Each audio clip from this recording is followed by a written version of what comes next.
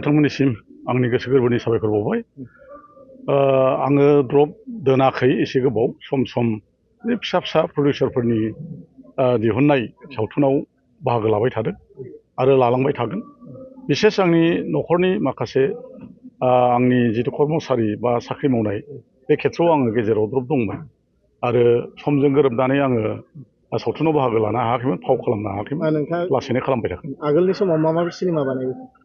गोबां खालामबाय, खमसे खम 15-16सो सावथुनाव आङो फाव खालामबाय आरो प्रडिउसार दङ दा रजेन नार्जारी, बिथांनि प्रडिउसाव आं गोबां गाबाय आरो गुबुननि प्रडिउसावबो आं गादों। दा नोंथाङा मा मावनानै दं? दा आङो रिटायार्ड जाबाय, अबसर मोनबाय। दा फ्रि जानायखाय आङो फिसा दा बे सावथुनाव दा ओंखारफिननानै फाव खालामगासिनो दं। सरकारि जब मावो? आङो इरिगेसनाव मावोमोन, इरिगेसन डिपार्टमेन्ट मावोमोन। रिटायार्ड जाबाय, आं बोसोरब्रै जाबाय। नोंथांनि एड्रेसा? आंनि एड्रेसा गामिया खासिक'त्रा, डिस्ट्रिक्ट चिरां। Thank you. जोबोर गोजोनथाव बाथ्रा, गुवाहाटीनि बे शंकरदेव कलाक्षेत्रआव दिनै बिसानि बर' सावथुन आर्टिस्ट एस'सिएशननि बावहाय 6थि मोनसे एवार्ड सेरेमनि जादों, बावहाय खुंनाय जादों आरो गुबुन गुबुन दाब दाब जायगानिफ्राय बावहाय आर्टिस्टफोर एबा महरगिरि बिथांमोना नुजाफैदों।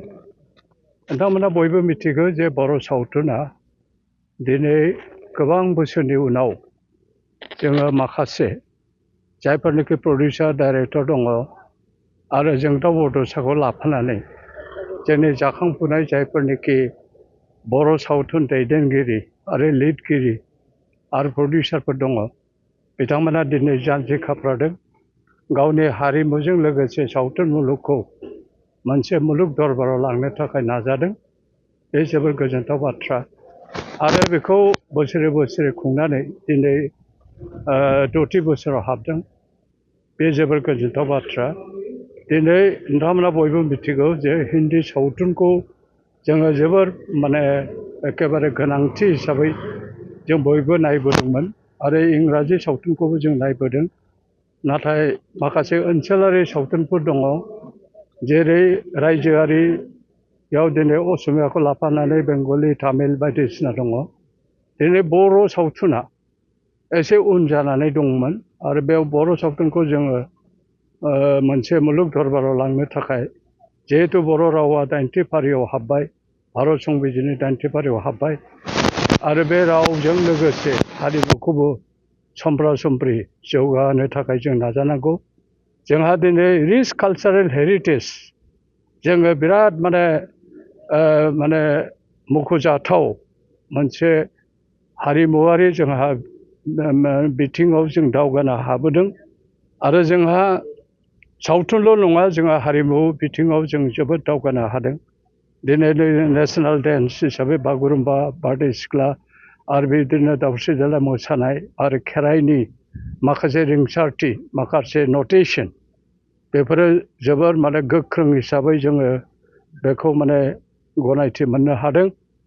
बेजों लोगोसे जोङो बे सावथुननि गेजेरजों जों समाजखौ फोसाबनो थाखाय नाजानांगौ आरो जायफोर प्रडिउसार आरो जायफोर सामलायगिरि डाइरेक्टर बिथांमोन दङ, जायफोरनिखि स्ट'रि राइटारफोर दङ, स्क्रिन प्ले राइटारफोर दङ, बिथांमोना साननांगोन जे पजिटिभ लाइनाव जोङो सावथुनखौ बे स्ट'रिखौ लिरनांगौ आरो जोङो गुबुन हारिफोर बायदि जोङो बायदिसिना प्रेसिडेन्ट एवार्ड बा पेर'नमा बा बायदिसिना जोङो एवार्ड मोननायनि थाखायबो जोङो नाजानांगौ। दिनै नोंथांमोना बयबो मिथिगौ जे जोंहा नेसनेल सेन्सर बर्ड दङ, स्टेट सेन्सर बर्ड दङ। बे फिल्म माखासेखौ सेन्सर खालामनानै बेनि बिथिंखौ गोख्रों खालामनानै जोङो जाहाथे रजत कमलनिफ्राय स्वर्न कमल बायदिसिना जोङो एवार्डखौ मोननो हायो।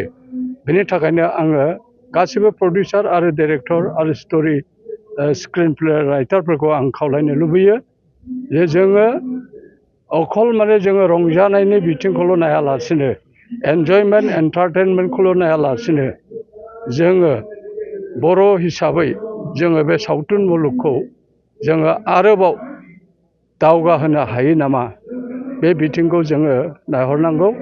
दिनै मोनसे आंखाल मोनसे सानगासिनो दङ जे दानि इनफरमेसन टेक्न'लजि आरो 21st सेन्चुरियाव फेसबुक आरो कम्पिउटार मुगायाव इलेक्ट्रनिक मुगायाव जोङो सिनेमा हलखौ मिनि सिनेमा हलखौ जोङो आसा लाखिबाय थादोंमोन आरो बिटिआर सरकारखौ जों बुंबोदों। बर' थुनलाइ आफादाबो, दुलाराय बर' फरायसा आफाद आरो हारिमु आफाद आरो बिदिनो दिनै माने बिसा बिथांमोनहाबो खावलायबोदों जे जोङो बिटिआर ओनसोलाव बर' डमिनेटेड एरियायाव जोङो बे सावथुनफोरखौ दिन्थिनो थाखाय पाब्लिकनि मोनसे एन्जयमेन्टनि जों लोगोसे प्रडिउसारफ्रा आरो डाइरेक्टरफ्रा जाहाथे फाइनान्सियेल बेनिफिट मोननो हायो, बेनिखायनो जोङो सिनेमा हलनि गोनांथिखौ बुंबोदों। आरो बे सिनेमा हलखौ लुफुंनानै होनायनि थाखाय जोङो आथिखालाव जोङो सरकार आरो स्पेसियेलि गुबुनै जोङो जर'खायै जोङो बिटिआर सरकारखौ खावलायनांगौ। आरो होमब्लासो जोङो बे सावथुननि जिथुनिखि थासारि, सावथुननि जिथुनिखि बोहैथि दाहार, जों बेखौ गोख्रों खालायनो हागोन।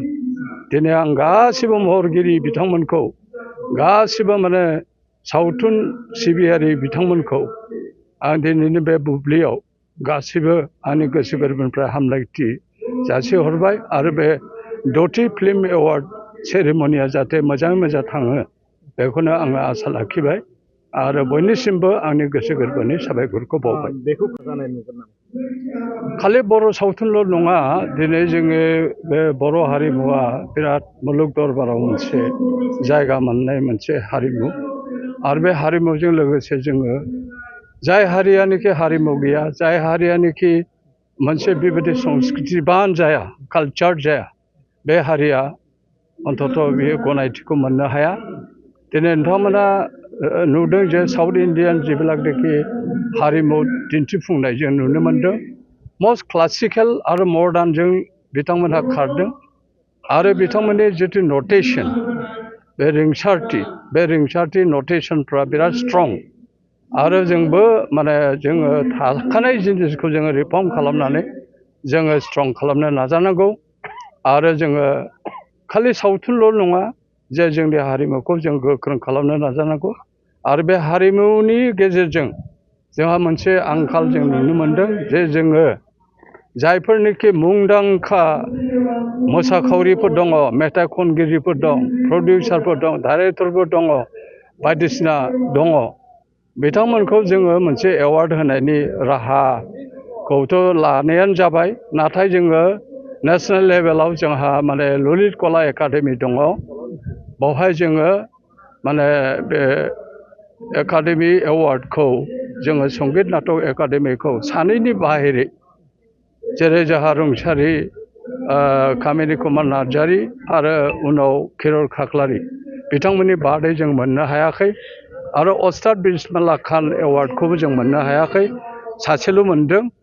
बेनिखायनो जोङो एवार्डनि लाइनावबो, बे बान्थानि लाइनावबो जोङो महरगिरिफोरखौ जोङो थुलुंगा होनो थाखाय जोंहा ललित कला एकाडेमिनि जिथुनिखि संगित नाटक एकाडेमि दङ, बे बान्थाखौ मोननायनिबो मोनसे राहा जों लानांगौ।